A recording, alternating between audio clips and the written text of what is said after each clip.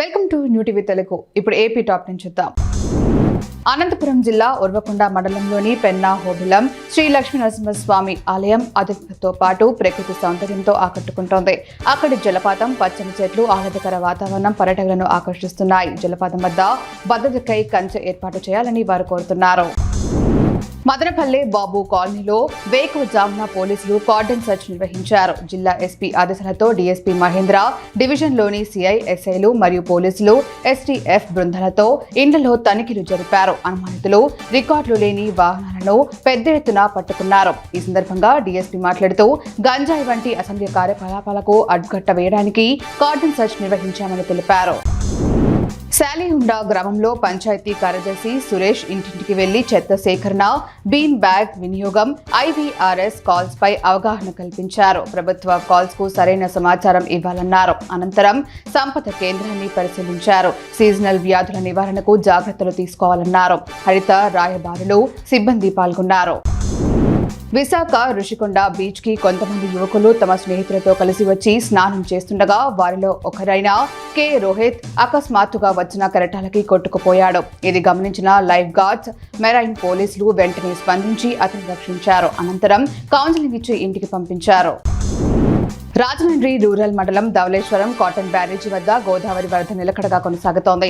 ఈ సందర్భంగా ప్రస్తుతం 6,11,094 క్యూసెక్ల ఇన్ఫ్లో నమోదైందని ఈఈజీ శ్రీనివాస్ తెలిపారు. ఇందులో 9,250 క్యూసెక్లను డెల్టా అవసరాలకు వదిలినట్లు వెల్లడించారు. మిగిలిన 6,18,144 క్యూసెక్ల జలాలను దిగువకు విడుదల చేసినట్లు తెలిపారు.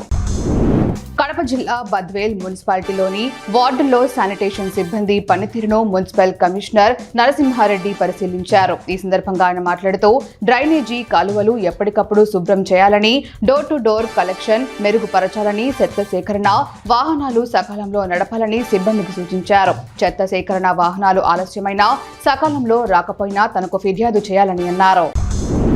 వర్షాకాలం రావడంతో రైతులు ఎక్కువ శాతం వరి పంట సాగు చేసేందుకు ఆసక్తి చూపుతున్నారు. కాగా కొంతమంది ట్రాక్టర్లను దమ్ము చక్రాలు బిగించి అలాగే రోడ్లపై తీసుకెళ్తూ ఉంటారు.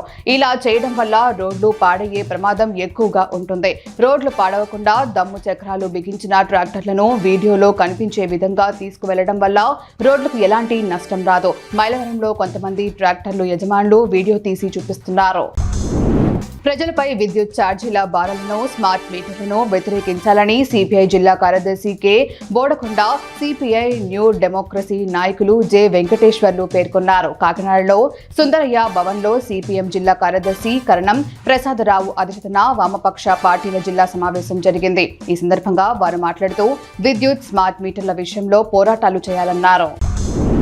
ఎన్నికల సందర్భంగా ప్రజలకు ఇచ్చిన హామీలను అమలు చేయాలని సిపిఐ జిల్లా కార్యదర్శి నరసింహులు ప్రభుత్వాన్ని డిమాండ్ చేశారు.